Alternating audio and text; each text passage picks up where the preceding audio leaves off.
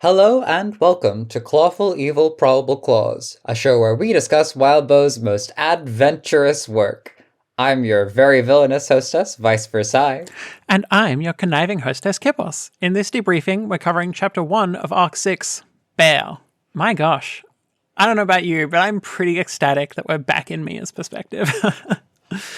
We had this, circling gyre last arc of just, seeing Mia from as she's moved through the world. And right away we get into her two priorities, which she's reflecting on how to raise her kid with a little bit of murdery vibes, and then she's applying her crazy brain to do something basically Olympian in terms of achievement. Yeah, I mean, because we've seen from the outside how Mia has just started losing everything, and we have talked about that a bit, about how, when we've been talking about Mia and Carson, about how they've lost allies and friends, and their daughter has been kidnapped, etc., etc. But we haven't seen it from her perspective, and I mean, I was very, very happy to get this. I think in maybe Arc 1 or Arc 2, I was saying that I hoped.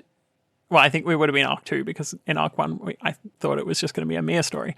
I think in Arc 2, I was hoping that at the end of the book, we'd circle back around to being in Mia's perspective at the end here. And I'm very, very happy that I was correct. Her perspective is so fun.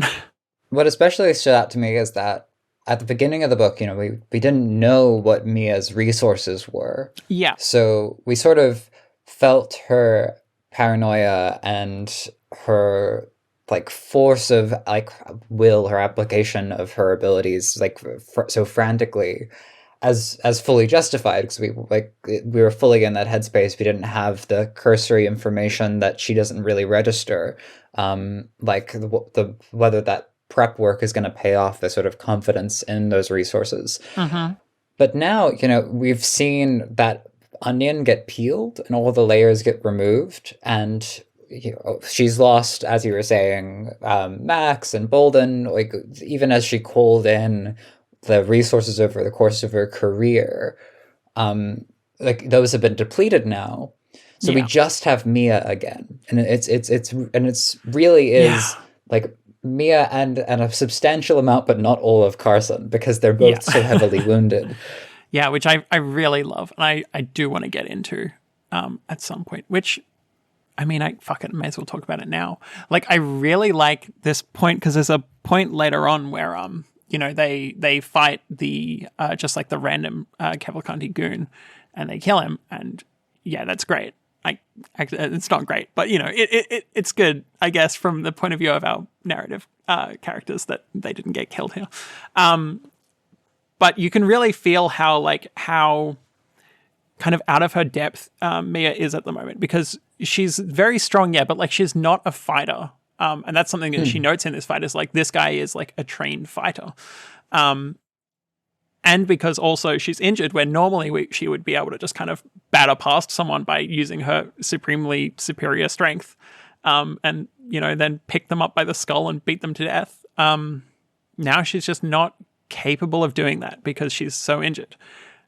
And I really like how we see that they struggle with this random guy, because that very well contrasts with the analyst from the State Department, because we are supposed to understand that this guy is actually a trained soldier, not just a trained soldier, but because we've heard about these guys a couple of times from Highland and stuff. These guys are the scary people that are employed by the government. And obviously, Mia goes through the whole how they're set up and all of that. But specially trained, not quite super soldiers, but super soldiers. It's very James Bond. It's very secret agent. Very James Bond. Yes, and we get that these two are just out of their depth against a person like this. Even in general, they probably would be, but especially at the moment when they're so deprived of resources and when they're so injured. Yeah. And on that. The ages back, this was toward the beginning of the year, there was a conversation in the Discord. A person, Shemetz, was saying that if stress was a 4-letter word, it should be the name of this cereal. And Wildbow said that the name that he actually liked best was Bear. In a way, like Grin and Barrett, like the emphasis on like bearing and like handling the strain, um, like the image of the mama bear. Mm-hmm. This is like Claw's claw arc. It's the double down, like Yeah. central, um, and like a big like component of that is that Mia's paranoia about ever fighting someone that was like not one of the like mostly stupid, mostly tired people, but someone that was like actually like at the very precipice of their game, applying their like natural abilities with training to what they're best equipped for.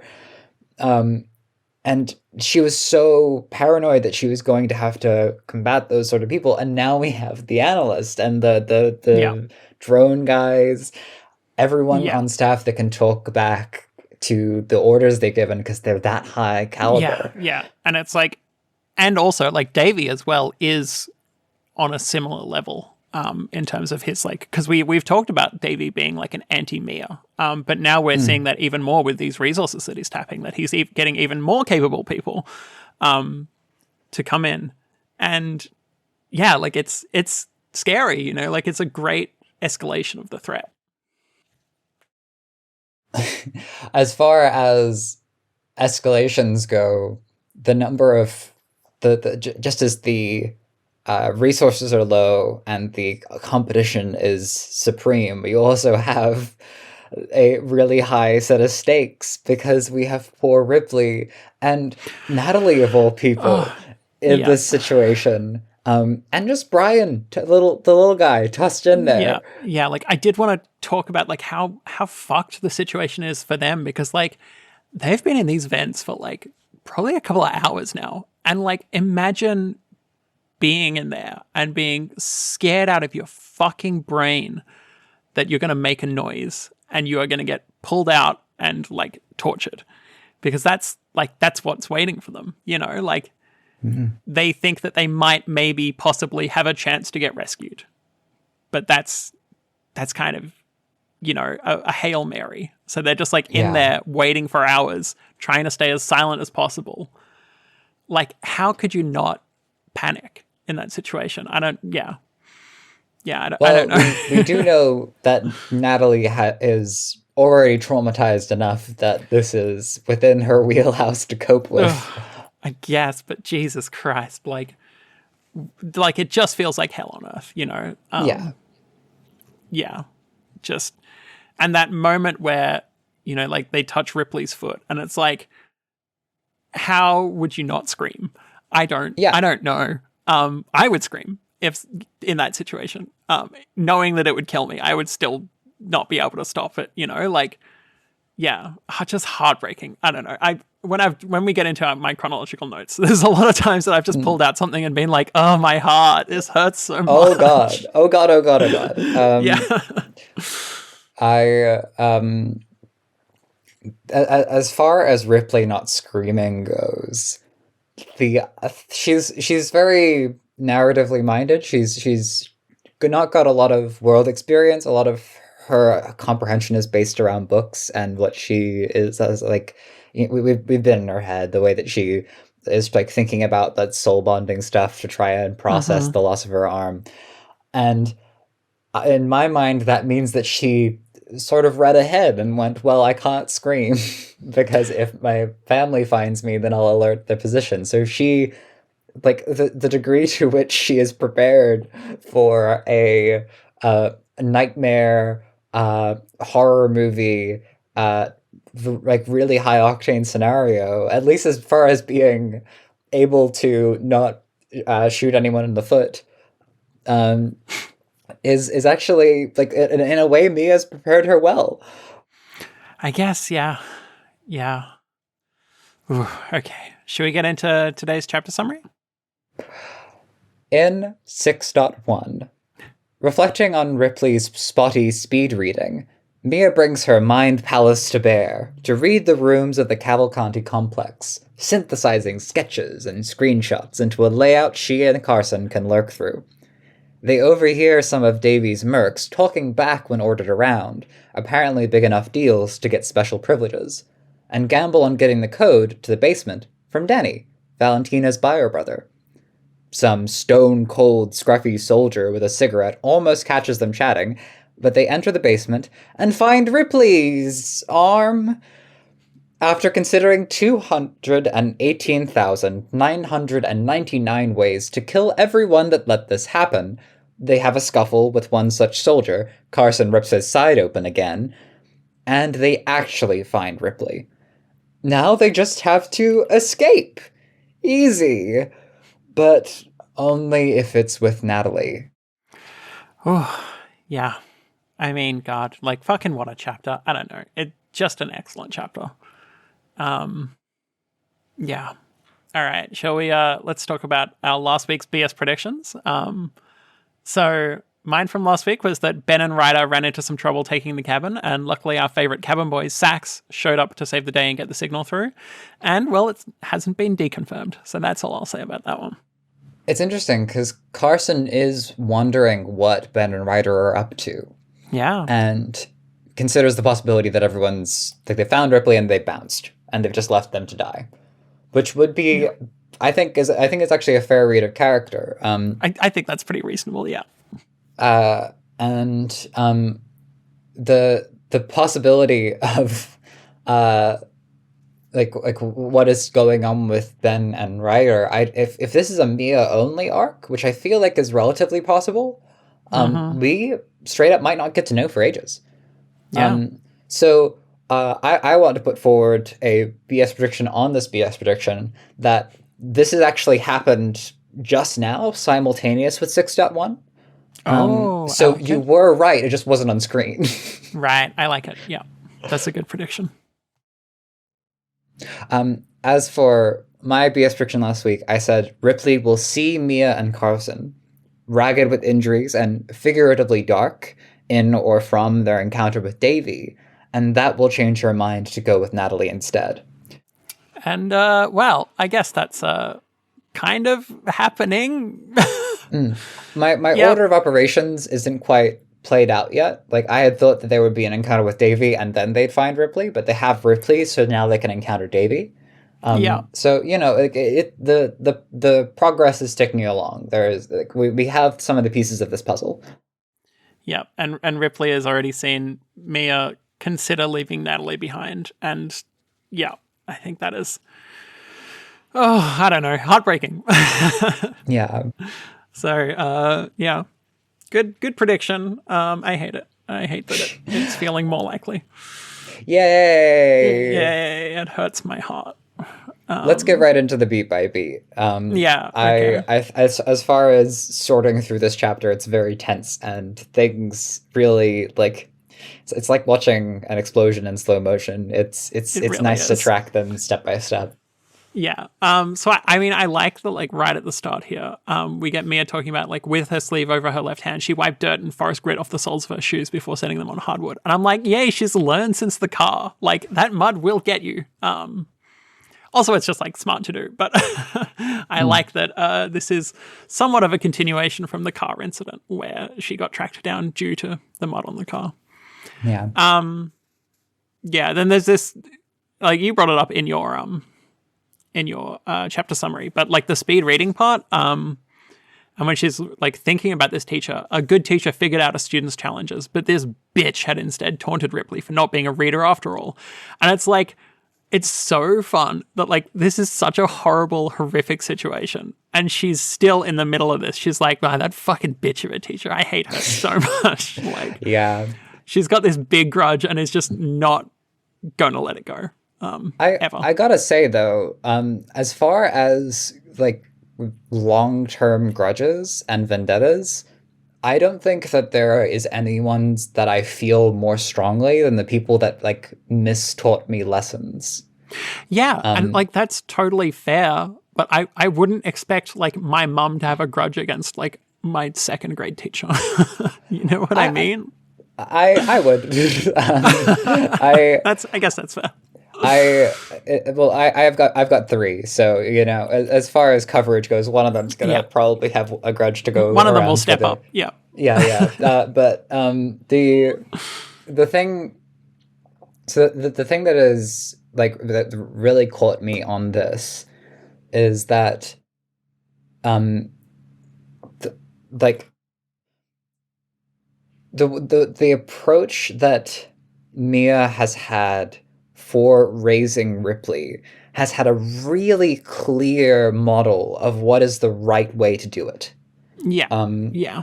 she has a model for what a good teacher would do. Mm-hmm. Um, And like, I mean, I and guess to be fair to her, like the teacher does not sound like, I mean, she was not doing the right thing here.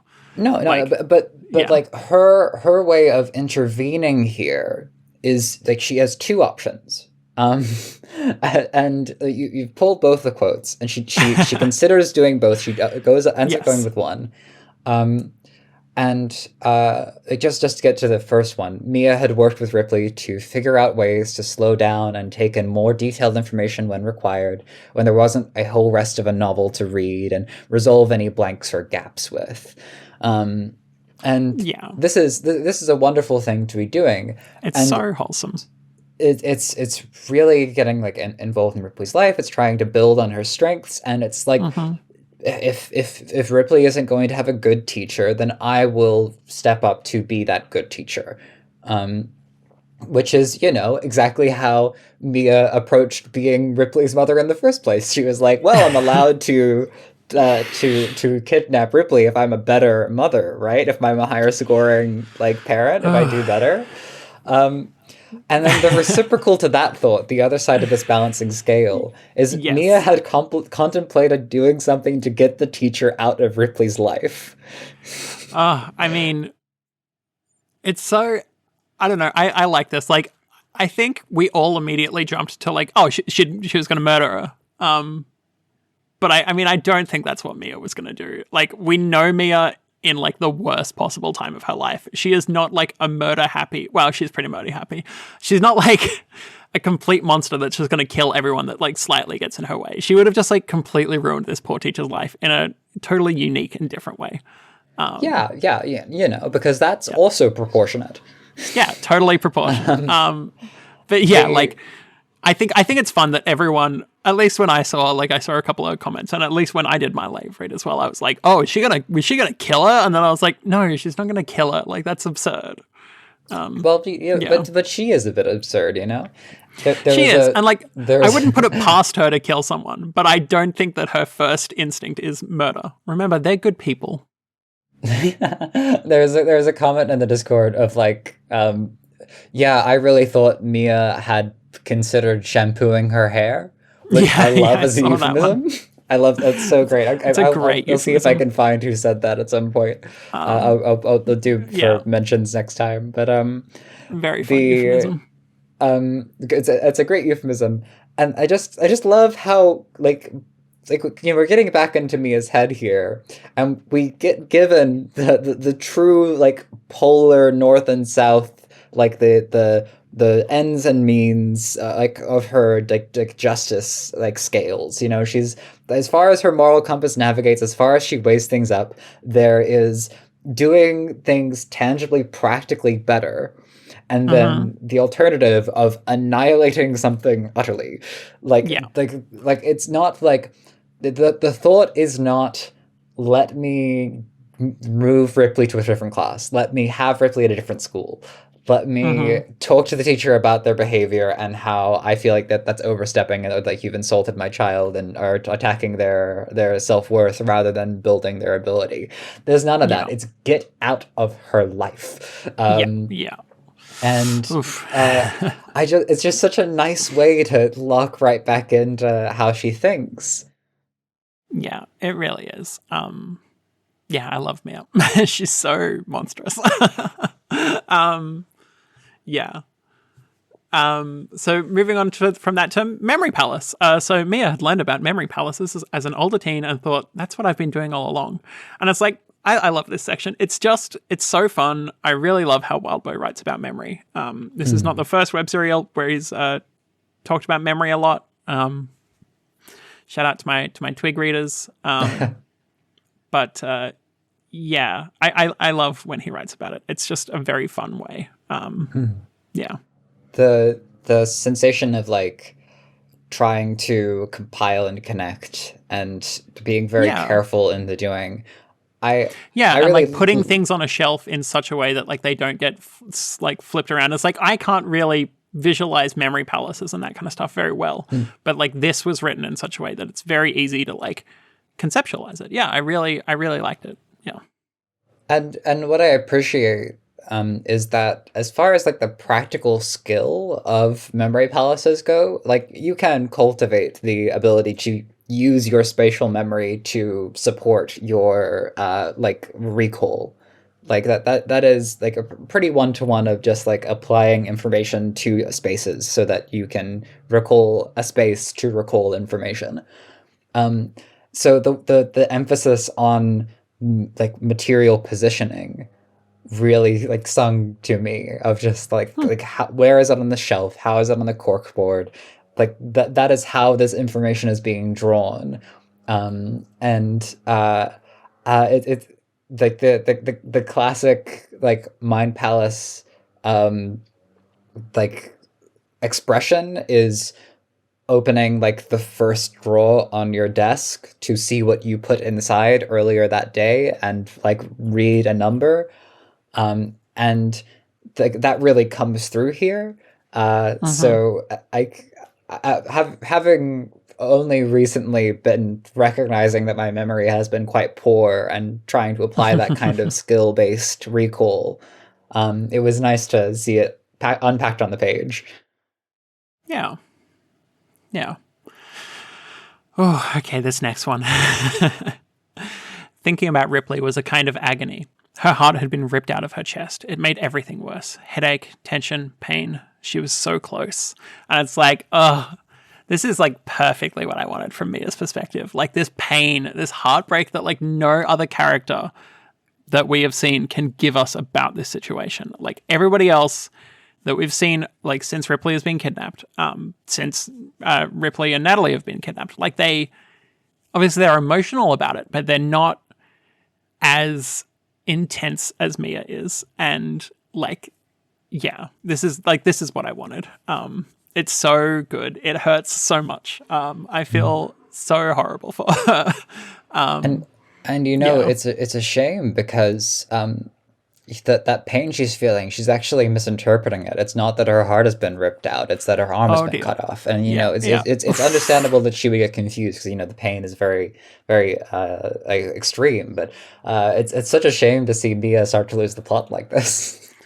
You know, it's funny. Since we've started doing this podcast, I've started to recognize when your voice goes into I'm about to make a bad joke mode.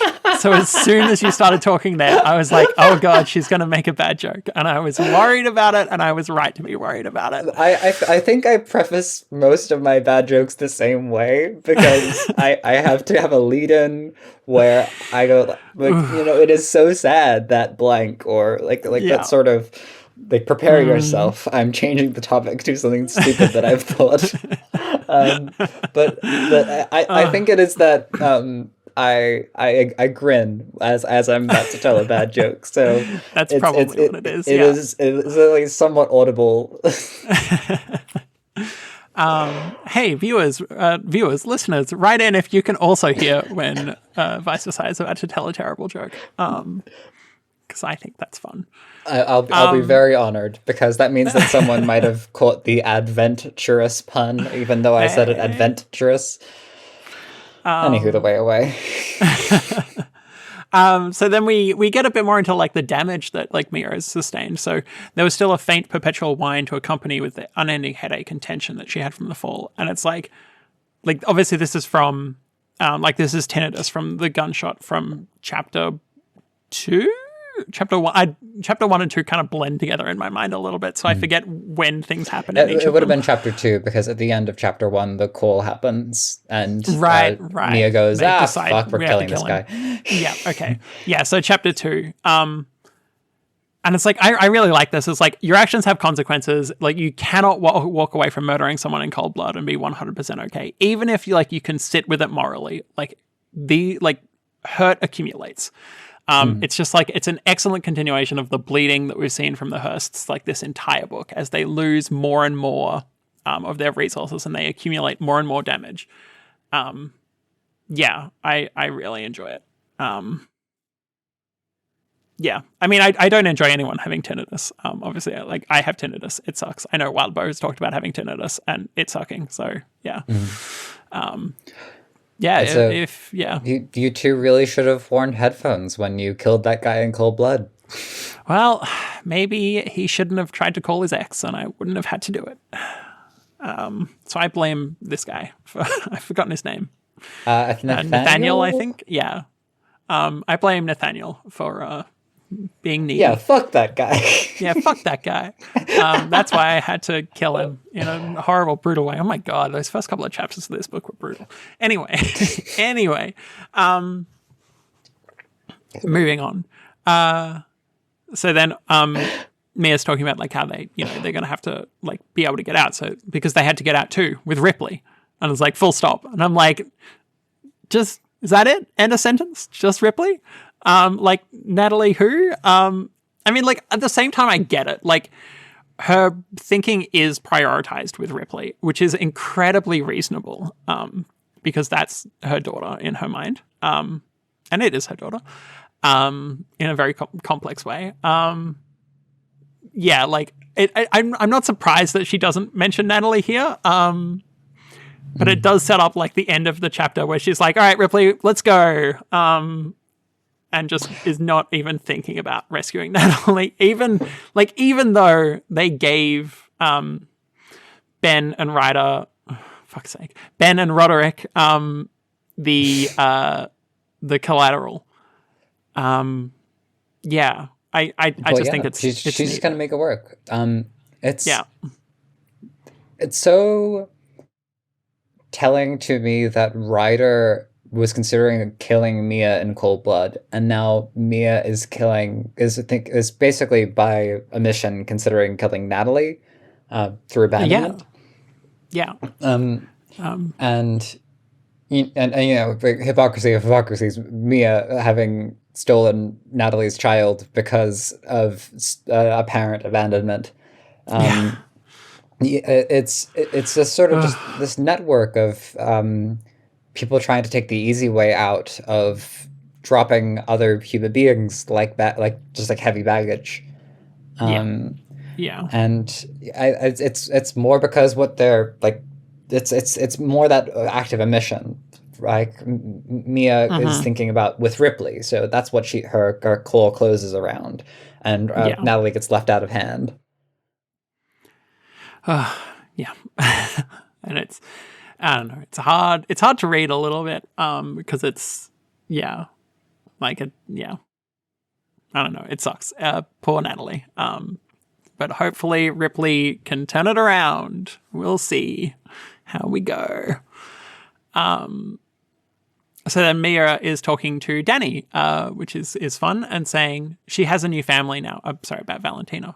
She's loved. She'll be loved more when there's less chaos and crisis getting in the way. And it's like, this is heartbreaking because Mia doesn't even have the same perspective as Carson. Like Carson's perspective just recently being like, Valentina is on the precipice of like leaving them and never coming back. And Mia doesn't see that. And she just blindly is like, oh, no, she's my daughter. Then that's the end of it. And she'll always be my daughter. And when we get out of this situation, she'll be even more my daughter. And like, I'll treat her like, I'll be able to treat her even better. And yeah, like she just hasn't considered like the fact that her kids are slipping away from her. And it's like, fucking hell. Like she's so obsessed with having them physically close at the moment that she's not considering how she's mentally losing them.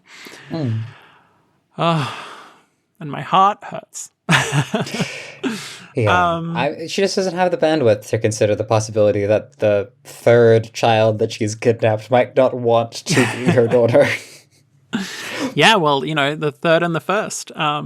The second one is still good, but I guess he's Presumably. 4, so We can't really honestly, we still don't know what's happening with Tyr. yeah. Chekhov's terrible little toddler. Yeah, along with Chekhov's Sterling. Yeah, I guess we'll see what happens with them as the book progresses a little more. The secret Arc 7 contains Tyr and Sterling on their heist to get the cookies from the cookie jar and the JP Cavalcanti complex. Maybe we need that after this book, because I have a feeling that it's going to be heartbreaking until the end, and intense. So a cookie heist sounds like a good breather.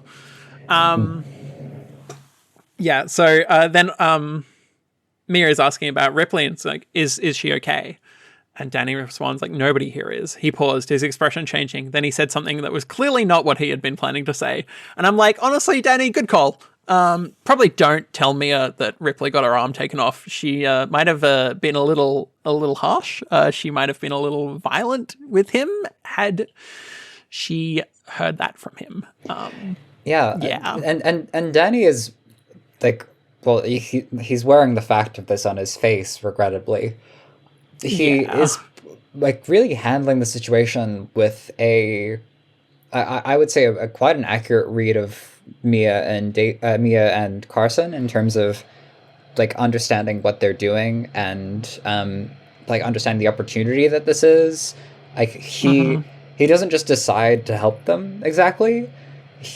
There is a calculation happening here. Yeah, and it is a calculation back and forth that includes this moment of the mayor's son is with her. Then there's the kid and her mom. Yeah. Danny whispered, "Not her mom." Mia whispered back. It's so good. It's like, this is like the perfect like juxtaposition. Well, not juxtaposition, but like parallel with Mia and Natalie. It's like neither of them can let that fucking comment slide. Like both of them have to immediately be like, "Not her mom." And it's so, I don't know, it's fun because like no matter what the situation, they both do it. Like Natalie and Mia were both doing it in like the car chase as well, and it's just, I really like it. It's ridiculous that they're doing it every single time, but it is kind of funny. Yeah, and then there's honestly like a really wholesome moment here where Mia says like, do you want us to take you with us? You'd need to get your shoes on, be ready if you have some strong painkillers to push through the pain or anything. And it's like, that's genuinely, it's like really wholesome because like he will demonstratively like slow them down and be a liability. Like he is barely able to stand. He can hardly walk.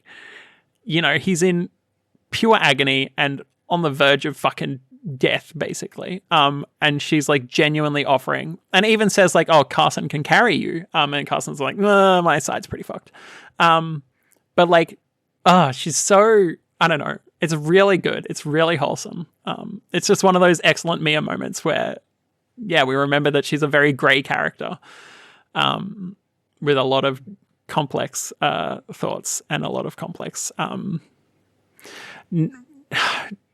ideas and priorities. Well, yeah, she'll put a lot of effort into saving a kid. Drop the hat, she will. She will. That's inconsistent. And like, yeah, he's not even a kid though. Like he's like very late teens, I think, is the idea. I think he's a little older than Valentina, and Valentina's like 16, so he'd be like 17, 18. So I don't know. I think it's very wholesome. There is the fucked up read of this as a manipulation somehow of like, oh, if Danny joins our family too, then Valentina will want to stay more. I think that doesn't cross her mind Carson was offering. Yeah, I think Carson might be making that calculation, but yeah, I don't think Mia does. And I think Mia is just completely unaware of that perspective of Valentina's. Yeah.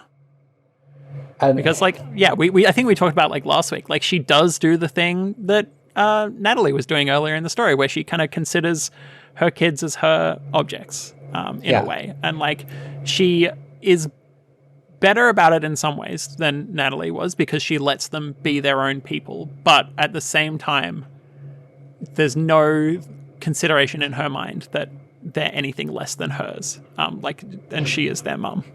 Yeah. Yeah, and then fucking so yeah. When she like puts her hand on his face and like his expression crumpled as much as that was possible with the swelling, and it's like, oh my fucking heart, like this poor kid just like receiving some kind of like fucking maternal affection and is just like ready to break down immediately. Oh Yeah. fucking hell. Oh. And And then in all of this, he's like masterfully handling the encounters with the yeah. Cavalcanti mercenaries. Yeah, Just exactly. just judo throwing them around. You can see how well adapted this kid is to this environment in terms of like like sending away attention, Yeah. like preventing curiosity, because it's the kind of environment where if you hold focus for too long, you're going to be put in this condition. And he puts forward that skill for Mia's sake, and Yeah. like it's I think it's this like offer, this overture of kindness, like genuinely meant, that leads to Danny being as committed as he is, in addition to probably hating Davy as much as possible and Yeah. like just relishing the opportunity to take vengeance. But Yeah. it's nice when those two things overlap. You want to It do the is, good yeah. thing and the spiteful thing. Yeah, and I think we talked about that a bit with like Tony, and how like you can't just be on someone's side just for like, just because it's convenient. But like there is like genuine loyalty that you can gain, and yeah, I think we see in this moment like the fact that she really does gain genuine loyalty from Danny, by being a mum towards him. Heartbreaking. Speaking of heartbreaking, I guess we'll get into this one. Not that I want to, but it's fine. I wrote it down. I have to deal with it. Mia's fingers interlocked with the fingers of the very small hand. Oh, fuck me, dude. Wildbow, why are you writing this? Man, why are you doing this to us? Like, that's just so heartbreaking. Like, I started talking about it and I'm genuinely tearing up because, like, as far as it's visuals that define the book, a mother reaching into a cooler to hold her daughter's dismembered hand. Fucked up. Fuck me. Oh, so fucked up. Like, genuinely, really, like, fucked. But such a good visual. And as far as empathizing with these very like uniquely messed up people, Mia and Carson having their extremes of darkness and their extremes of skill and sharpness. As far as sympathizing with their situation and their mindset, was there any possible way to kill enough of them to make up for this? Like with the amount of pathos stacked onto that moment, I feel like a lot of people were like on the level there. Actually, I think I saw a couple of people in Discord being like, "Yep, yeah, is there?" Yeah, it's so unhinged. If there was gonna be something, if there was gonna be something, it would probably be this. And I love Carson's. Okay. Yeah, he's just like he's so. Like, I don't know. Yeah. He's right there with her, and just the idea that he just it's the exact same response he had to kidnapping Valentina, however benevolently. Carson just went, okay. So that's like my daughter has had her arm chopped off. Okay. Who do I need to kill? Yeah, there is. Yeah, because Carson is an interesting. I mean, I love Carson. He's such an interesting character, but like there would be so much going through his mind at that moment. And he's just the kind of character that verbalizes that with a very simple, like, okay, like this is what's happened. And And then there's this moment right after where like the fleeting expression on his face was one she'd only seen a few times when he himself was hurt, when she'd first met him getting tear. And it's like, oh, vulnerable Carson is big, like my fucking heartstrings. Like, obviously, because we saw their meeting from Carson's perspective, but like, I think this is just such an amazing like insight into Mia's perspective on when her and Carson met. Because it was like, because Carson had these big questions around like, why is she like following, like, why is she going along with this? Because she's stronger and like more dangerous and like has had like several chances to like fuck him over. And I think this is what we're seeing here is like he sometimes can just like look vulnerable, and like I get why she would go with him. Because like vulnerable Carson, I was kind of like, oh baby. Like I want to give him a big hug. Big giant titan of a man is sad because his daughter's arm has been cut off and he's going to murder people for it. Yeah, and it's just They call that juxtaposition. Yes. Anyway, I liked this moment. I really liked this moment. It kind of it gives us some great insight into why Mia kind of like ended up with Carson in the first place. So good. So then obviously, we talk a little bit about like a rogue agency of overly capable people left without oversight, with contacts to call in, sometimes with resources or privileges, gone too rogue. And it's like this, it is just fun. Like we heard about these guys from Highland in Arc 2, I think, when he was talking to Carson. And like, yeah, they've just kind of been in the background. We've heard about like the government like falling down and all of these kinds of things. And it's great to see them here. And obviously they're a big threat and very scary. But I'm loving it. I think it's great. Yeah. I love how this description fits so many members of the cast. Especially with contacts to call in, that would be Mia. Resources, like very much Mia. Privileges, very much Davy. Very much Ryder.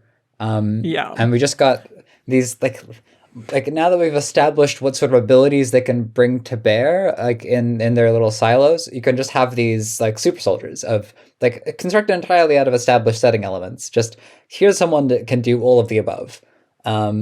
Which is very much what Davy was doing. And now he's got like little Davies patrolling around. I mean, like, it's not unrealistic to have someone that is essentially a super soldier in like real life. You know, you have people that are extremely capable at this kind of thing that have like trained from a very, very young age and are very, very good at what they do. Like, and it's terrifying. I think like super soldier is like the word to use, but like I feel like also super soldier has like, the super soldier serum from Marvel or something like that. When it's like, there's just like people that are very, very fucking good at their jobs. I guess the word would be like superb soldier, of just like, this is the capstone. This is as far as you can go. And like, that's what these people are. Which is like terrifying. Because like we saw how like a very well-trained soldier in Highland like went against like a whole group of, basically gang warfare trained people that are not as not as experienced in like straight up war as Highland was like when in the bunker assault. And so obviously now we're seeing people that are Highland plus, because Highland very specifically said like, oh no, I'm not on that level. Like there are people out there that are a lot better than me. I don't know. Terrifying. Excellent though. So then obviously, so they have this fight with this guy where Mia does not do that well. And then Carson stabs him in the neck. And I just love that, like, even as they're losing friends and allies, like these two they have each other, like even wounded as they are, like they're an excellent pairing. And they're working together without having to communicate a lot of the time. And it's so, it's brilliant. I love the Hursts. They're, Remember when we like didn't know if we could trust Carson because I know, crazy. He was just so much and he was so important to Mia, and yeah, like the premise to their relationship and the dynamic that they have with the degree of control in terms of his expression there is. Uh, like actions speak louder than words sometimes. Yeah. Carson has been here the whole time. Yeah. I'm on board with Carson. So we have this section of just like the way that Mia understands the stakes of the situation. Oh yeah, so Her good. anxiety ramped up. Images of Ripley's fate darted through her mind, of Tyr being upset his parents were gone, Valentina not having anyone. And it's like, oh, it's so good. Like, this is part of why I love Mia so fucking much. Like, yes, she's a monster. Like, yes, she's killed so many people and is completely unashamed about it. But, like, she is so fucking dedicated to her children. Like, the idea of her, like, getting, like, failing and getting captured here and then being tortured and killed matters only in so much as it hurts her children. That is the only place her thoughts are. And it's, I love it. It's so good. She is just the peak, mother bear. Yeah. It's, and like obviously it's heartbreaking. Like she doesn't, much like Carson, last arc, like earlier last arc, talked about like not really caring if he lived or died. Like Mia doesn't really seem to either, except in that it would affect her children. And that, fucking hell, like, oof. These fucked up people. I love them so much. Mia and Carson are my OTP. It's such a family. Yeah. Truly one of the families of all time. One of them, yeah. Yeah, so then we talk about the other corner had the ventilation system and the sabotage generator, which had two people working on rebuilding it. And I'm like, thank God for Natalie and Ripley, like taking out this generator to let these poor people die. Like there was an implication last week that they had done something to make the fucking torsoed people die. And here we see that it was like destroying the generator here. And like, oh my God, thank God. Yeah. Although we do see that like the doctors are like working to keep people alive, and I don't love that part. So. Well, but the thing that has occurred to me at this passage is mostly just, is that a crime? Is this murder? It might technically be murder, but I think you would be hard pressed to find a jury to convict. Yeah. People in the chat, for those at home, just wondering, did Ripley kill people here? Does this count? Because this is a living hell in a very real way. They are already dead, and they're being kept on life support to be tortured. And pretty much only that. And that sucks. Yeah. That's awful. Yeah. And the the fact that it is a completely intelligible decision, and like a grown adult that has never killed someone before, besides maybe a guy with a crowbar, and I don't know about maybe. and an 11-year-old both went, yeah, for sure. Yeah. I think most people would have that reaction because it's an act of mercy. But like I think it's pretty impossible to look at this situation and think, like that generator should be working. Like it's one thing to be like, I am going to destroy this generator so that these people die. And it's another thing to be like, this generator should be working or should not be working so that these people die. I'd be very interested to hear a argument to the contrary. I mean, fuck, if anybody has an argument to the contrary, please let us know. As far as like just trying to put it together in my head, what has happened to these people, I don't know where you go from there. Like my imagination is failing.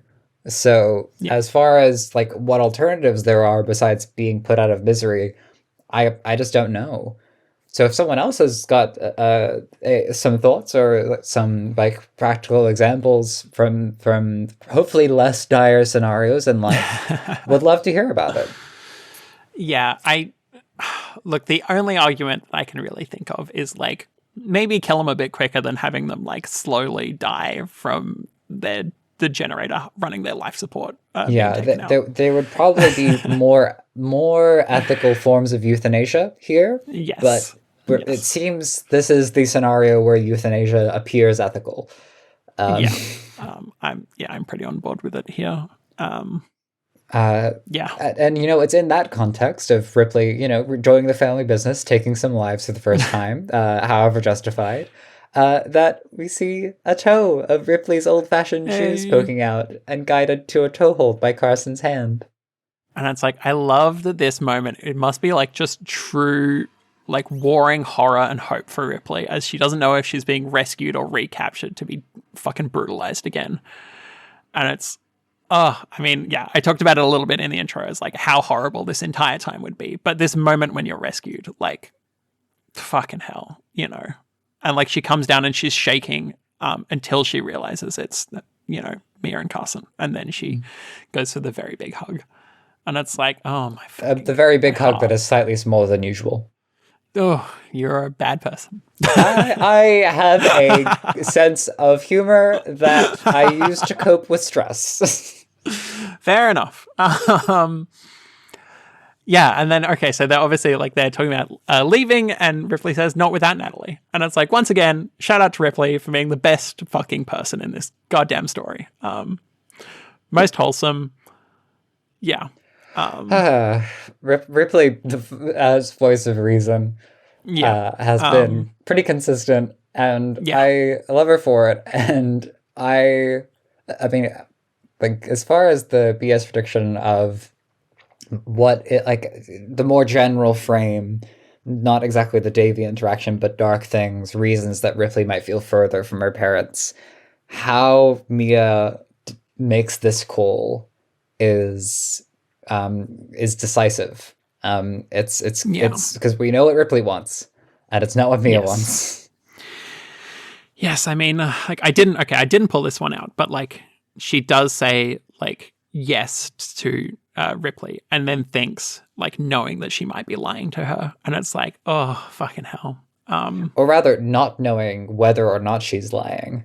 Yeah. Um, Oh and what a Christ. like I think that is possibly the worst situation for a parent to be in.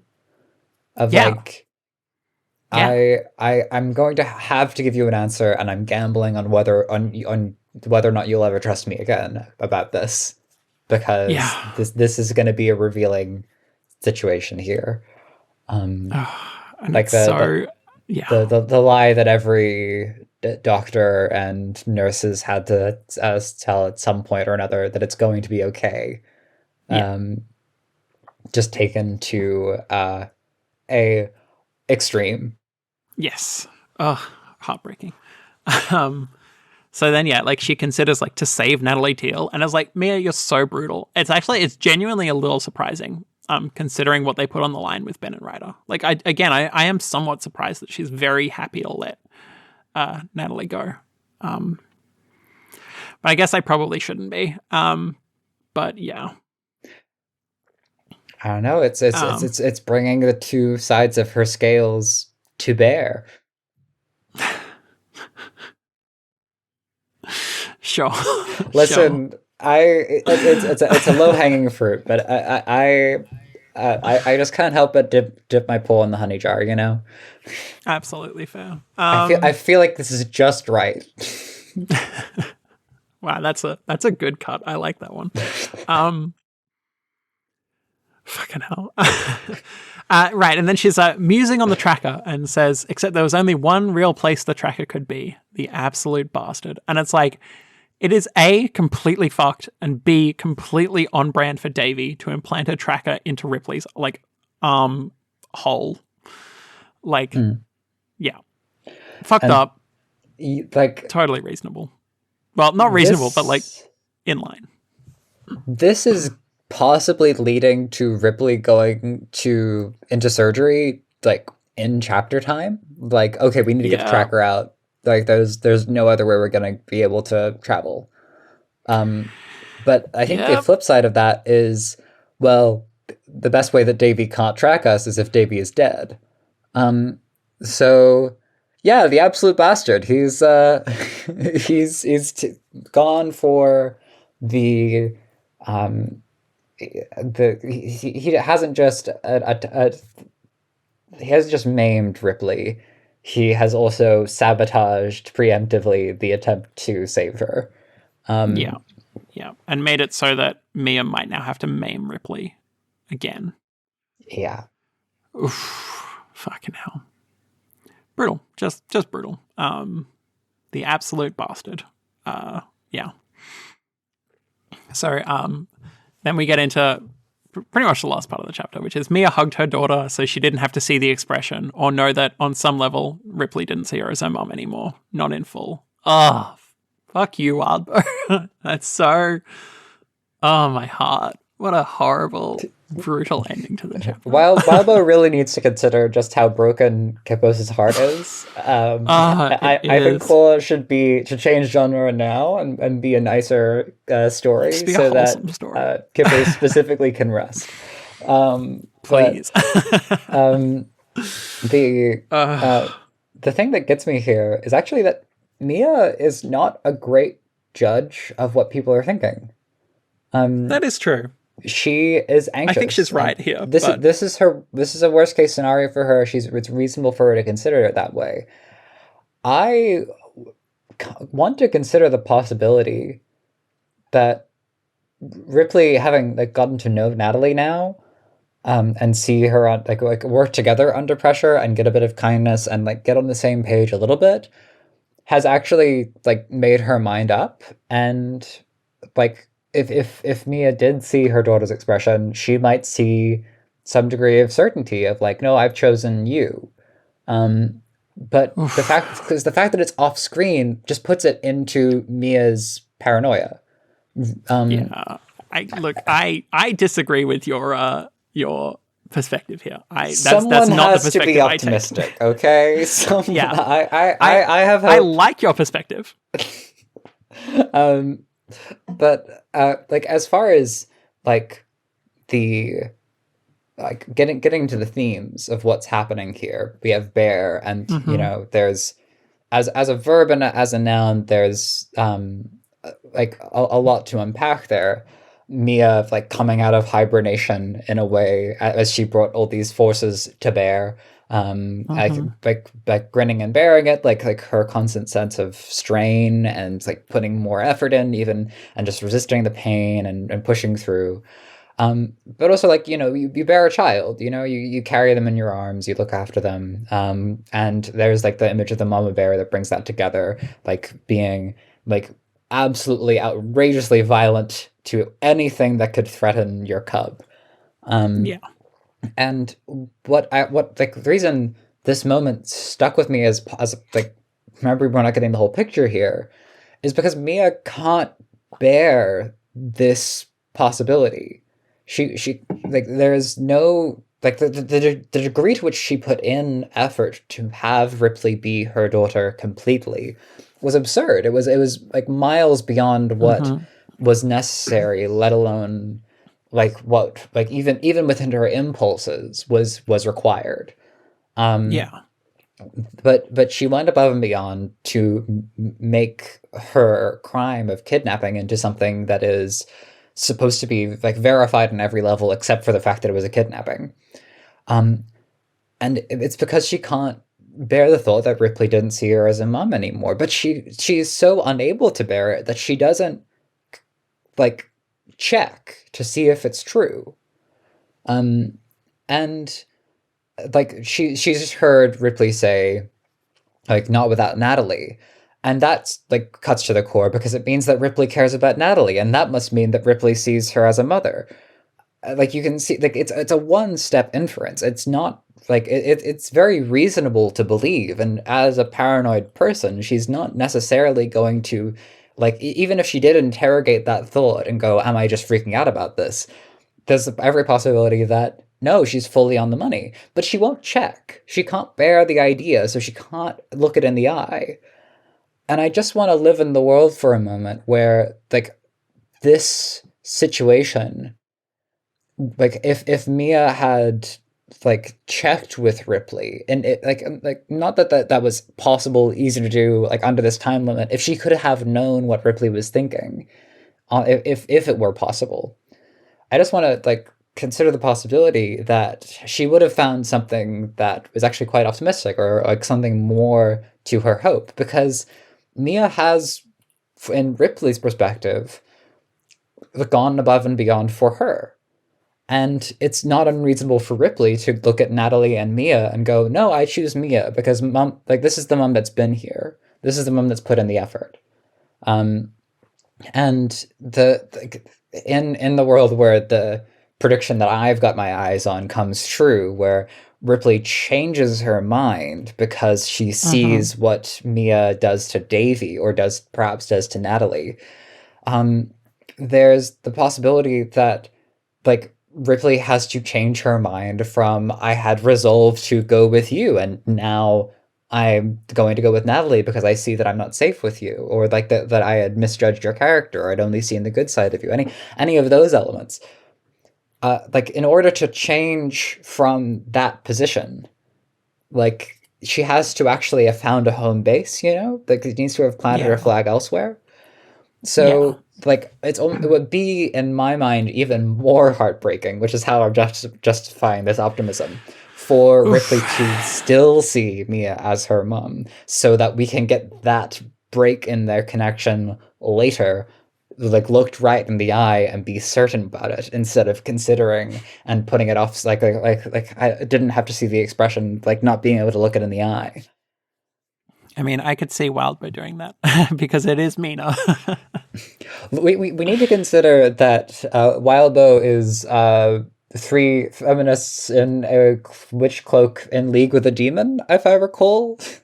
Um, Yeah, uh, I think it was something like that. yeah. It was something along those lines that is has been officially ascertained. So we just have to think of what would be the most hostile and like awful thing to experience. And if we can justify our optimism that way, um, like I think Sax is canon, so that Max and Spence Bolden can have a lovely heart to heart moment where they realize the life that they could have had before they get gunned down in a firefight in a tragic last stand. See Jesus now it's Christ. justifiable. Oh my God, Vice Versailles. What are you? Oh, yeah, you're on a heartbreak moment today. um, shall we talk about our BS predictions for this week? Sure. Okay, I've got one that I think is true. Because I like it and it makes me happy. I think that Natalie has already slipped out of the vent and she's pretending to be one of the Cavalcanti goons. Yeah, I'd be very that's impressed if she my managed prediction. that. Same. But that's what I think she's done. It is pretty dark. Yeah, It's hard to see exactly. faces. Yeah, Someone maybe could get lost in the crowd. she's quote unquote fixing the generator. Uh, Mm. that's good. I can see that. Yeah. Yeah, Um, it's totally realistic. and as for my BS prediction, since Brian, the mayor's son, has the least narrative staying power dualistically, I think Brian is the only one that will make it out of here.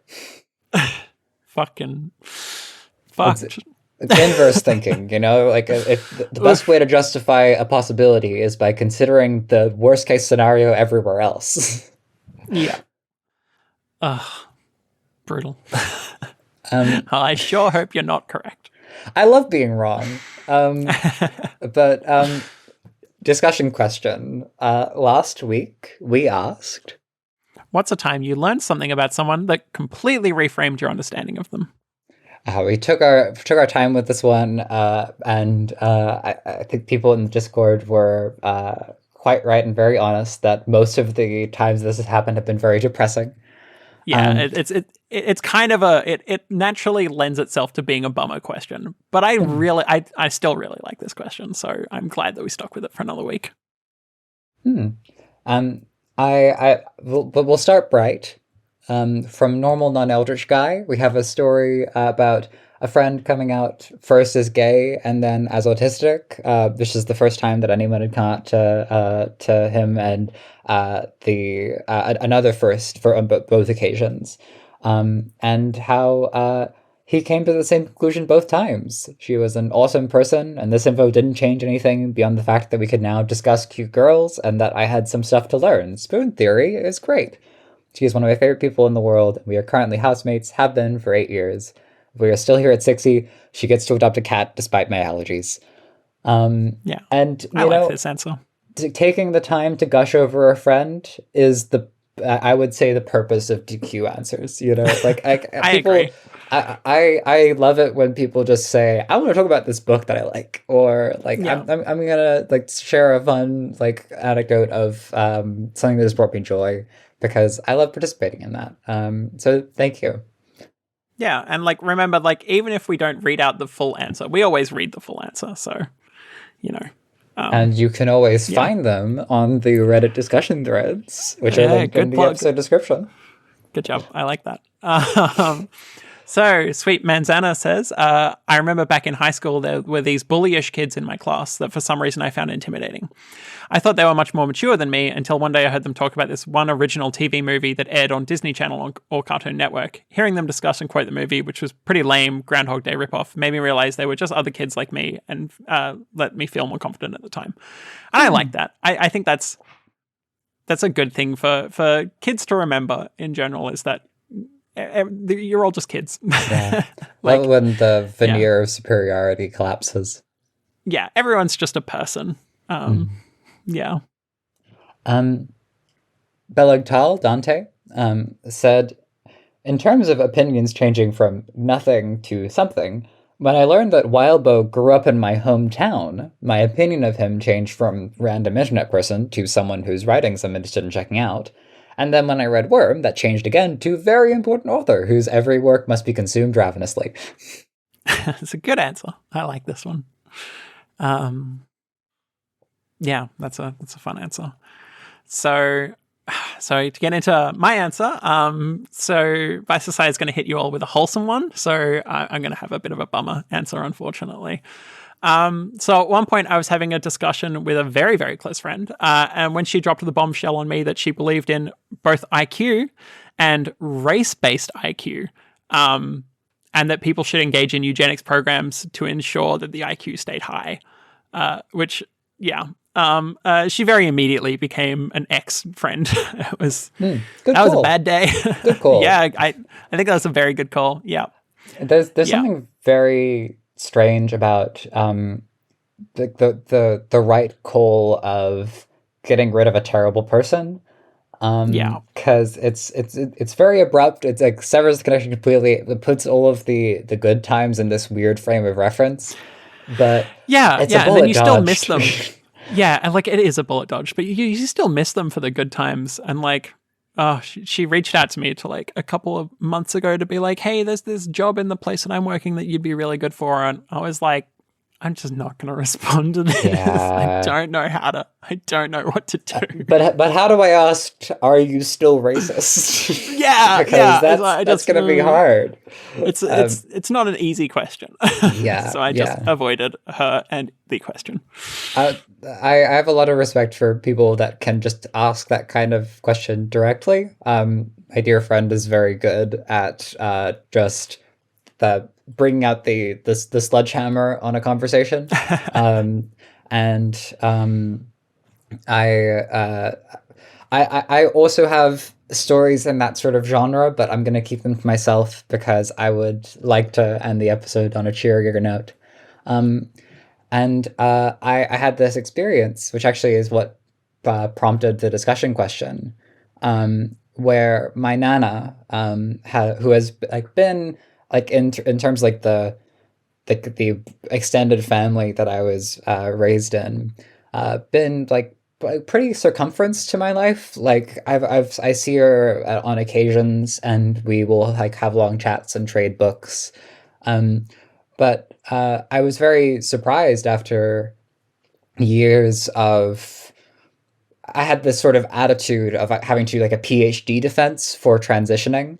So I like researched biology and like gender theory, and by the time that I did come out at about 17 or so, I was ready to be like interrogated. And I got that from some family members, but not from Nana. And instead, she has been like constantly supportive of my transition and really sweet to me and like complimentary of like my efforts to appear more feminine. And I was trying to figure out why, like what's prompted this support, like what did I do to earn this respect. And it was on one of our like not so scheduled chats, which like like big 4 to 5 hour sitting by the sun with tea, um, like talking over this like the same few stories that she likes to tell. That she explained that when she was young, she really wanted to be a boy, and that she grew up with a lot of brothers and was like constantly chafing against like femininity, and like she had grown up in a time where like she was a full-time housewife and was like her sons like talked back to her for not making them dinner, and like her position on gender throughout her life had just been, I wish I was a man.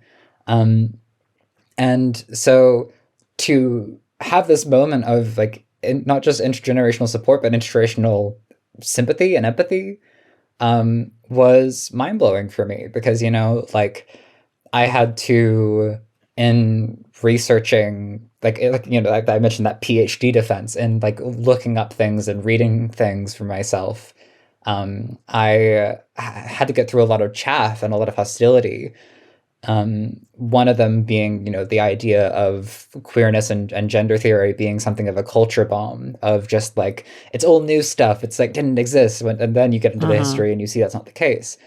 Yeah. But it was so heartening, and it's like given me so much confidence to have received from my own family that element of history and like see that I'm not only am I not alone in this, but it's not like a new thing, and it's something that can be sympathized with and understood across the generations. And yeah, it reframed my whole understanding of her. And eventually, when I was changing my name, I asked her what my middle name should be, and we went through the family records so that I could get a maiden name from her side of the family.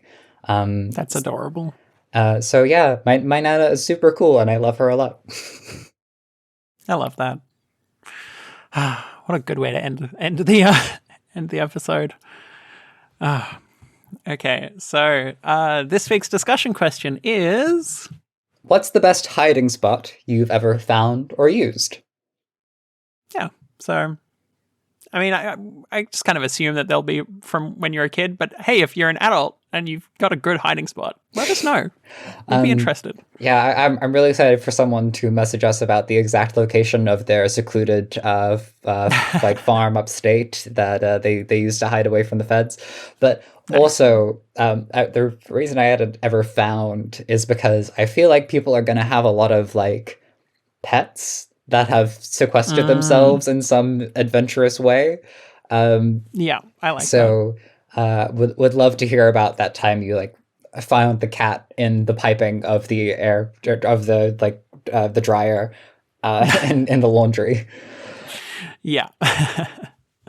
Okay, so that's our episode. So make sure to check out Wildbow's Patreon at patreon.com/wildbow. This is his compound where he's keeping alive horrors beyond comprehension. We're just hiding in the vents. Please give us a rating and review on the podcatcher of your choice. And if you want to chat to us about the show or follow along with live reads, check out our channel on the Doof Media Discord. Find the invite link at doofmedia.com/discord. Bye for now. Bye-bye.